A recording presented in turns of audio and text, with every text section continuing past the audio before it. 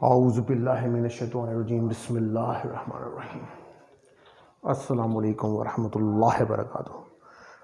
Dear students, कैसे हैं आप? उम्मीद है कि आप खैरियत से होंगे। तो आज हमने जो है लेक्चर नंबर 18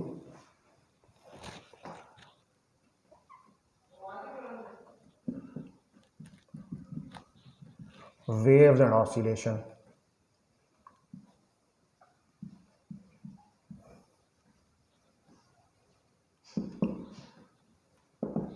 कोड 102। और आज जो हमने इसके अंदर स्टडी करना है वो हमने स्टेशनरी वेव्स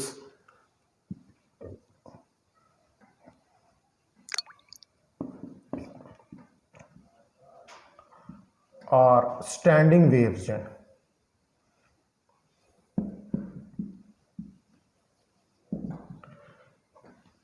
उनको स्टडी करना है। तो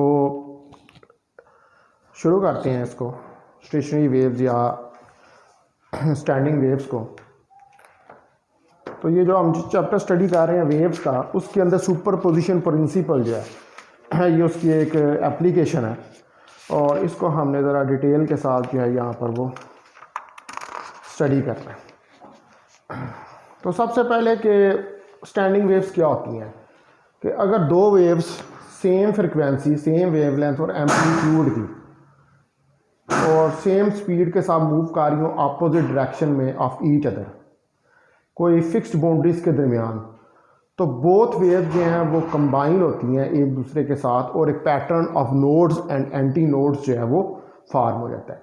ये जो पैटर्न होता है नोड्स और एंटी नोड्स का, इसको हम क्या कहते हैं, इसको हम नाम देते हैं स्टेशनरी वेव्स का। तो इसके लिए स्टेशनरी वेव्स के लिए हमारे पास कंडीशंस क्या हैं, देखें आप। Conditions for stationery waves. Number 1 के ऊपर जो है वो fixed boundaries. Number 2 same frequency और नंबर 3 के ऊपर सेम वेवलेंथ और 4 नंबर पर मूविंग इन ऑपोजिट डायरेक्शन और 5वें नंबर पर मूविंग विद सेम स्पीड। ये जो है हमारे पास कंडीशंस हैं स्टेशनरी वेव्स के लिए, कि ये अगर चीज़ें सेटिस्फाई होती हों तो हमारे पास स्टेशनरी वेव्स जो हैं वो प्रोड्यूस होती हैं। और हम जो है इसको डिफ़ाइन कर सकते हैं फिर इन कंडीशंस के तहत कि जो पैटर्न बनता है हमारे पास नोड्स और एंटी नोड्स का, कि जब दो वेव्स एक दूसरे की अपोजिट डायरेक्शन में मूव करती हैं, ठीक है। In the fixed boundaries when the waves moves in opposite direction,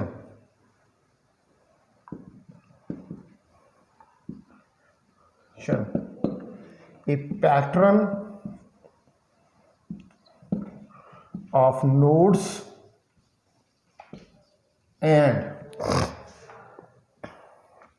antinodes is produced, which is known as standing waves or stationary waves।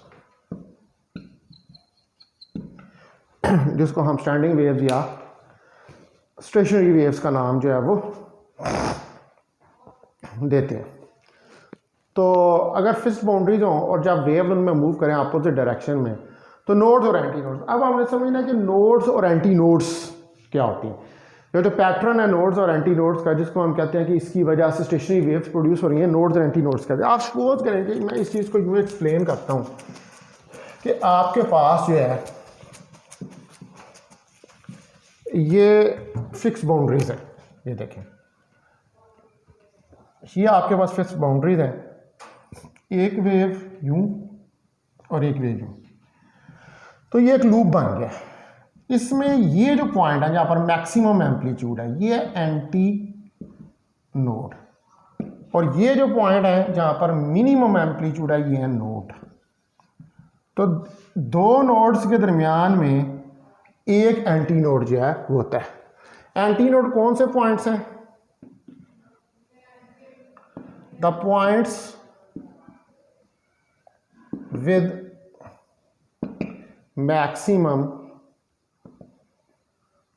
Amplitude, जिनका एम्पलीट्यूड मैक्सिमम होता है, और node the points with minimum amplitude. तो ये हमारे पास one loop, one mod की stationary wave है। ज़रूरी नहीं है कि एक मोड की हो, ये दो मोड की भी हो सकती है, ये दो मोड की है। आप देखें ये टू मोड है जिसमें दो लूप्स हैं, ये वन मोड है, और इससे ज़्यादा की भी हो सकती हैं, 3, 4, 5, 6, 7, 8 जितने भी मोड्स हैं वो इसके अंदर फॉर्म हो सकते हैं। तो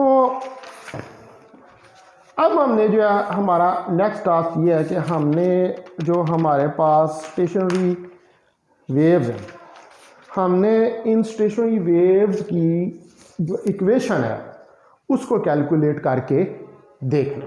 ठीक है जी, हमारा नेक्स्ट टास्क क्या है कि इक्वेशन ऑफ स्टेशनरी वेव्स जो हैं उसको कैलकुलेट करना है।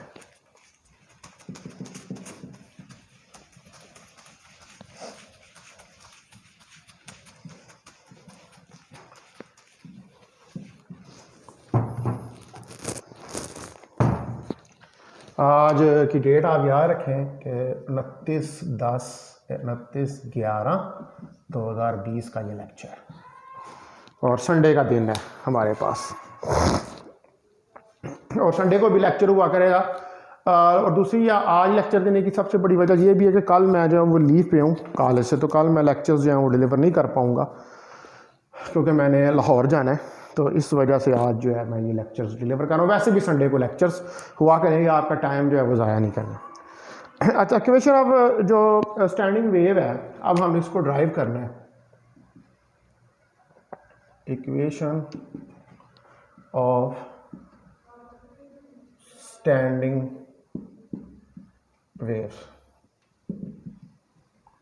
तो इक्वेशन ऑफ स्टैंडिंग वेव जो है इसमें कंसिडर करें कि हमारे पास दो साइनोसाइडल वेव्स हैं जो कि एक स्ट्रिंग में पैदा हो रही हैं और अपोजिट डायरेक्शन में मूव कर रही हैं एक स्ट्रिंग के अंदर। मिसाल के तौर पर ये देखें, ये एक स्ट्रिंग है, ये लगा हुआ है, तो इसके अंदर अगर अपोजिट डायरेक्शन में पैदा हों तो इस तरह की एक लूप जो है वो बनेगी जिसमें नोड और एंटी नोड जो हमारे पास बन जाए। तो हम कहेंगे कि हमारे पास एक वेव जो है उसका amplitude y1 of x t ym sine k x minus omega t, और दूसरी का y2 एक्स कामा टी हमारे पास ym साइन ऑफ के एक्स माइनस ओमेगा टी। अब प्रिंसिपल ऑफ सुपरपोजिशन इसके ऊपर अगर हम लगाएं तो y एक्स ऑफ टी जो है ये हमारे पास y1 x comma t plus y2 x comma t ये आ जाएगा। तो y of x comma t हमारे पास ym साइन ऑफ के एक्स माइनस ओमेगा टी और प्लस ym साइन ऑफ के एक्स माइनस ओमेगा टी जो है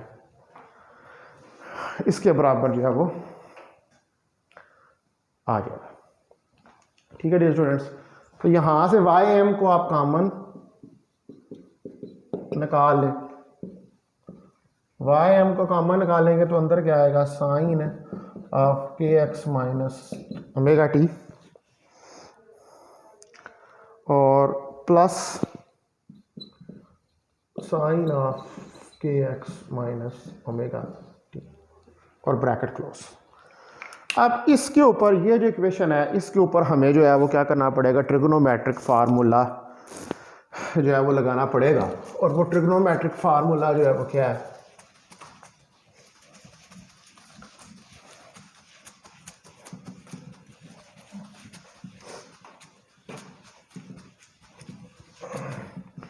वो देखें आप, ट्रिग्नोमेट्रिक फार्मूला जो है वो है sine of P plus sine of Q that is equal to 2 sine P plus Q over 2 cos of P minus Q over 2।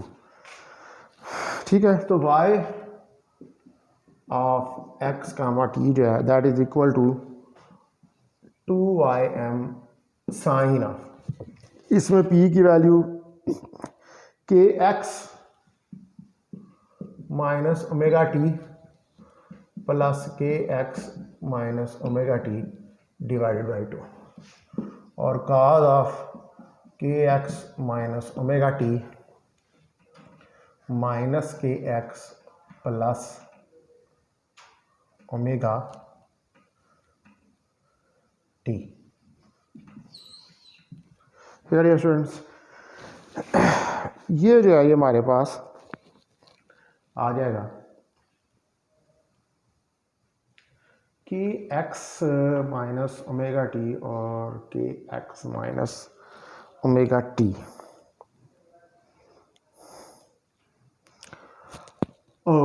हम एक उधर गलती कर गए हैं, ठीक है, ठहरे उसको हम करेक्ट कर देते हैं गलती को। देखें जो हमने जो है ना ये लिखा था ना y1 of x comma t, देखें ym साइन ऑफ के एक्स माइनस ओमेगा टी और y2 x comma t ym sine of के एक्स प्लस ओमेगा टी। वो क्योंकि अपोजिट डायरेक्शन में जा रही है ना वेव, तो वहाँ पर प्लस का साइन जो है वो आना है। ठीक है, अब आप इसके ऊपर sine of P plus sine of Q लगाएंगे तो y of x comma T 2ym sine of के x minus omega T plus K x plus omega T divided by 2 और कॉज ऑफ के x minus omega T minus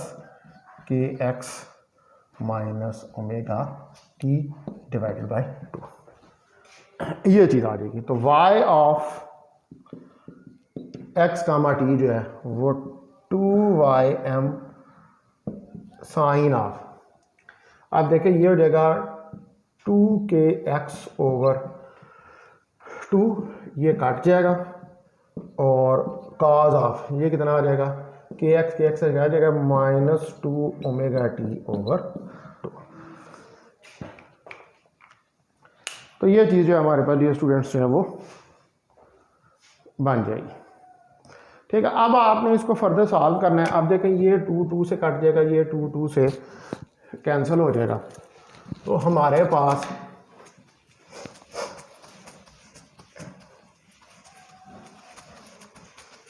क्या बच जाएगा, हमारे पास जो है वो y of x comma T 2ym sine of के एक्स और cos of minus omega t. और हमें पता है कि कॉज ऑफ माइनस थीटा जो है वो कॉज ऑफ थीटा के बराबर होता है, इसलिए cause of minus omega t जो है वो कॉज ऑफ ओमेगा टी के बराबर होगी। तो ये हमारे पास आ जाएगा y of x comma T 2ym sine of के X cos of omega t। तो ये इक्वेशन जो है, this is the equation of standing wave.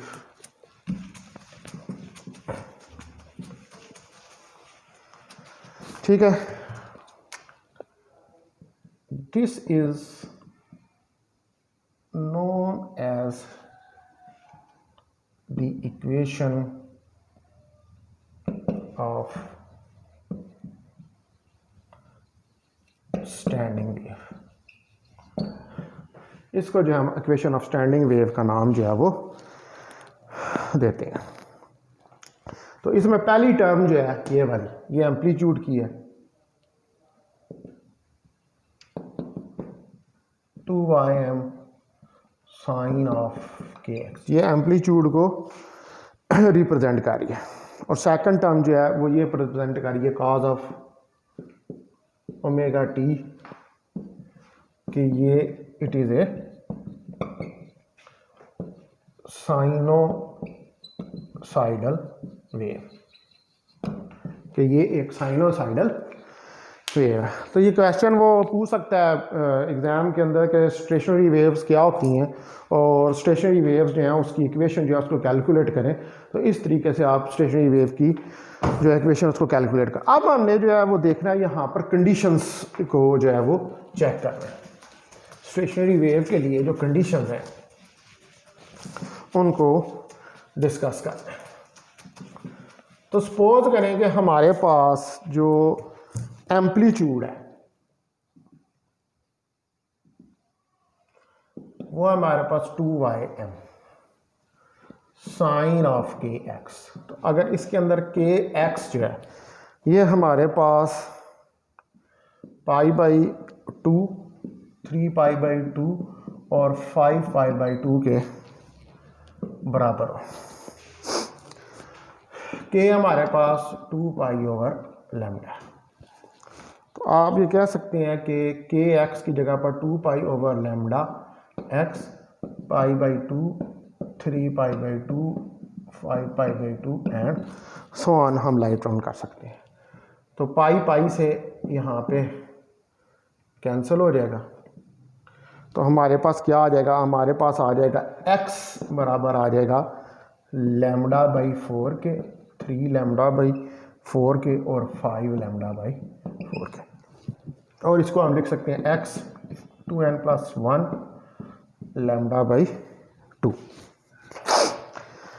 जिसमें n को आप वेरी कर सकते हैं। ठीक है, n को आप ले सकते हैं 1, 2, 3, 4 एंड सो ऑन।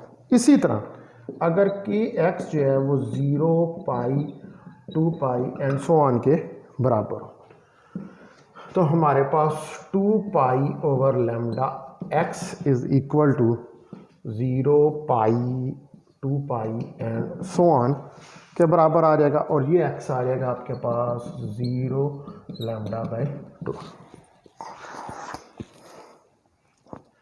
तो ये हमारे पास जो है ये जो अबव इक्वेशन आई थी, ये इक्वेशन थी फॉर एंटी नोड्स, और ये इक्वेशन जो है ये फॉर नोड्स जो है वो हमारे पास आ गई। तो एक नोड और एंटी नोड, ठीक है, एक नोड और एंटी नोड के दरमियान डिस्टेंस जो है, और distance between node and anti node is λ/4। और दो कंजक्टिव नोड्स या एंटी नोड्स के दरमियान डिस्टेंस जो है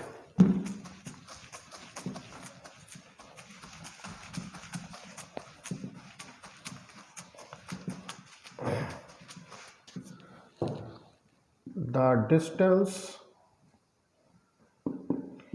between two consecutive nodes or antinodes is λ/2। आप देख सकते हैं कि देखें ये अगर हमारे पास फिगर है,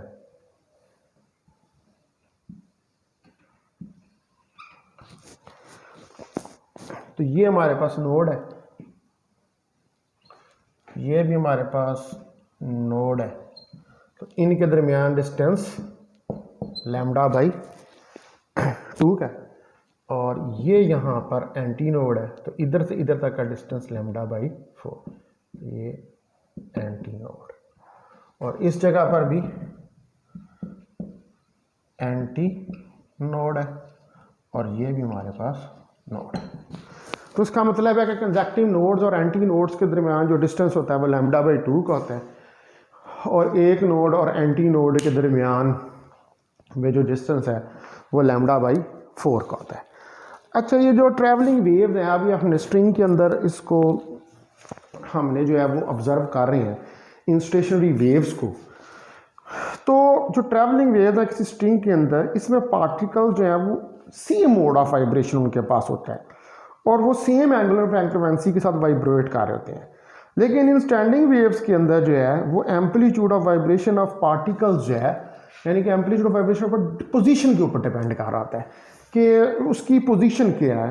तमाम पार्टिकल्स जो हैं वो वाइब्रेट नहीं करते हैं सेम एंगुलर फ्रिक्वेंसी के साथ। उसकी वजह यह है कि वो पोजीशन पर डिपेंड, कि भाई वो नोड्स के ऊपर है, नोड्स के ऊपर पार्टिकल्स की वाइब्रेशन का एम्पलीट्यूड जो है वो मिनिमम होता है, ऑलमोस्ट जीरो होता है, लेकिन एंटी नोड्स के ऊपर उनकी वाइब्रेशन जो है वो मैक्सिमम होती है। तो इसका मतलब है कि डिफरेंट पार्टिकल जो हैं वो डिफरेंट फ्रिक्वेंसीज के साथ जो है वो वाइब्रेट करते हैं। तो एनर्जी जो है वो स्टैंडिंग वेव्स में ट्रांसपोर्ट नहीं होती। एनर्जी जो है वो स्टैंडिंग वेव्स में क्या करती है, ऑसिलेट करती है बिटवीन नोड्स और एंटी नोड्स के दरमियान। एट नोड्स एनर्जी जो है वो ज़ीरो होती है, और एट एंटी नोड जो एनर्जी है पार्टिकल्स की वो इलास्टिक पोटेंशियल एनर्जी होती है। इसलिए जो एनर्जी है नोड्स और anti nodes is kinetic energy. तो नोड्स और एंटी नोड्स के दरमियान जो एनर्जी होती है वो काइनेटिक एनर्जी होती है। एंटी नोड्स के ऊपर इलास्टिक पोटेंशियल एनर्जी होती है, नोड्स के ऊपर एनर्जी जीरो होती है, और नोड और एंटी नोड के दरमियान जो एनर्जी है वो काइनेटिक एनर्जी होती है। लेकिन स्टैंडिंग वेव्स के अंदर एनर्जी जो है वो ट्रांसपोर्ट नहीं होती, ठीक है, उसके अंदर एनर्जी जो है वो ट्रांसपोर्ट नहीं होती। एनर्जी जो है वो नोड और एंटी नोड्स के दरमियान में ऑसिलेट करती है। तो इसमें हम ये कुछ पॉइंट्स देख लेते हैं कि नंबर 1 पॉइंट है कि standing waves does not transport energy, and energy oscillate between nodes and anti nodes, और वो नोड्स और एंटी नोड्स के दरमियान में ऑसिलेट करती है। Number 2, at nodes energy is almost zero, but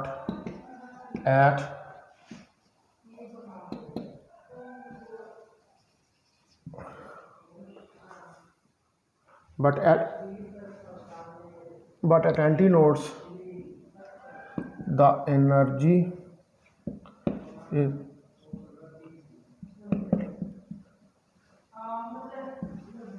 elastic potential energy।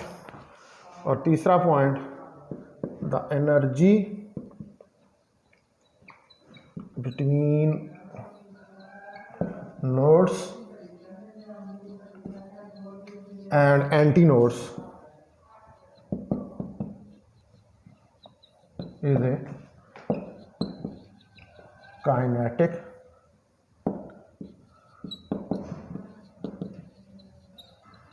energy।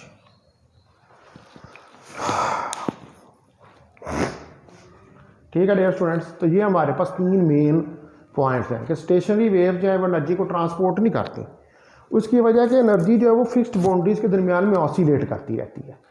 Nodes के ऊपर जो है एनर्जी ज़ीरो हो जाती है और एंटी नोड्स के ऊपर मैक्सिमम इलास्टिक पोटेंशियल एनर्जी होती है, और नोड और एंटी नोड्स के दरमियान में जो एनर्जी होती है वो काइनेटिक एनर्जी होती है।